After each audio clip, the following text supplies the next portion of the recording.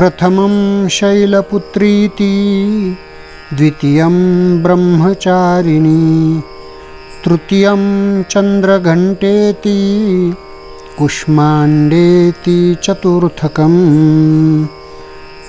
पंचमं स्कन्दमातेति षष्ठं कात्यायनीति च सप्तमं कालरात्रिश्च महागौरीति चाष्टमं नवमं सिद्धिदात्री च नवदुर्गा प्रकीर्तिताः उक्तान्येतानि नामानि ब्रह्मणैव महात्मना।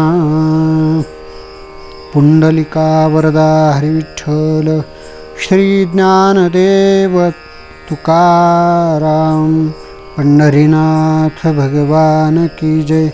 दुर्गा माता की जय। सब संतन की जय।